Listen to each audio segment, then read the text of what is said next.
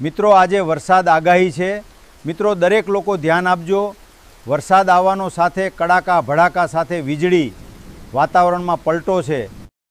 નમસ્કાર મિત્રો, હું અંબાલાલ પટેલ। મિત્રો, ફરી વાતાવરણમાં પલટો જોવા મળ્યો છે। વેધર મોડલોમાં મોટો બદલાવ જોવા મળ્યો છે અને આગાહીમાં સંપૂર્ણપણે ફેરફાર આવ્યો છે। તેની વચ્ચે રક્ષાબંધન અને જન્માષ્ટમી જેવા તહેવારો માથા ઉપર છે, ત્યારે વરસાદની ઘટને કારણે ગુજરાતના ખેડૂતો હવે દુષ્કાળ જાહેર કરવાની માંગ કરી રહ્યા છે। તો આવનારા દિવસોમાં ગુજરાતમાં વરસાદનું શું અનુમાન છે, કયા કયા વિસ્તારોમાં વરસાદ પડશે અને કઈ સિસ્ટમ ગુજરાતને અસર કરશે, તેની સંપૂર્ણ માહિતી આજે જાણીશું।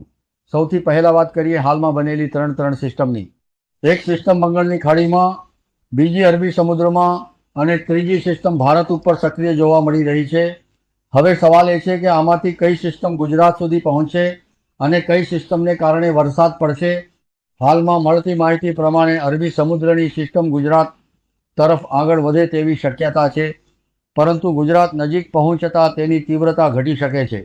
બીજી તરફ બંગાળની ખાડીમાં બનેલી સિસ્ટમ વધુ મજબૂત છે અને ધીમે ધીમે પશ્ચિમ તરફ આગળ વધવાની શક્યતા છે।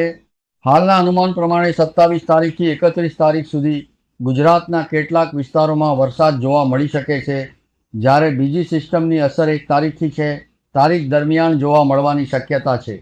જોકે સિસ્ટમ ગુજરાત તરફ આગળ વધે ત્યારે તેની તીવ્રતા કેટલી રહે છે તેના ઉપર વરસાદની સ્થિતિ નિર્ભર રહી છે। હાલમાં અલ નીનોની અસર પણ વાતાવરણ ઉપર જોવા મળી રહી છે, જેના કારણે બંગાળની ખાડીમાંથી બનેલી સિસ્ટમ ગુજરાત સુધી પહોંચતા પહેલાં સૂકા પવનોનો સામનો કરી રહી છે। હવે છેલ્લા 24 કલાકના વરસાદની વાત કરીએ તો ગુજરાતમાં એકંદરે વરસાદ ઓછો રહ્યો છે, પરંતુ દક્ષિણ ગુજરાતના કેટલાક વિસ્તારોમાં સારો વરસાદ નોંધાયો છે। વલસાડમાં 2 ઇંચ જેટલો વરસાદ નોંધાયો છે, જ્યારે કપરાડામાં 71 મિલીમીટર જેટલો વરસાદ નોંધાયો છે। નાનાપોનામાં 1/2 ઇંચ અને વાપીમાં પણ 1/2 ઇંચ જેટલો વરસાદ નોંધાયો છે।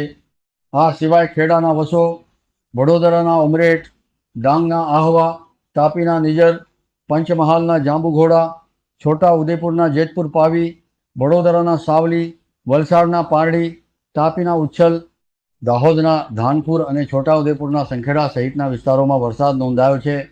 હવે આવનારા કલાકોની વાત કરીએ તો દક્ષિણ ગુજરાતમાં વરસાદની શક્યતા સૌથી વધારે જોવા મળી રહી છે। આજ માટે આટલું જ। વિડીયોમાં આપવામાં આવેલી તમામ માહિતી વિવિધ હવામાન ડેટા અને મોડલના આધારે છે, તેથી આગાહીને અંતિમ સત્ય માનવી કે નહીં તે તમારા વિવેક ઉપર છે। ફરી મળીશું નવી હવામાન અપડેટ સાથે। ત્યાં સુધી ધન્યવાદ।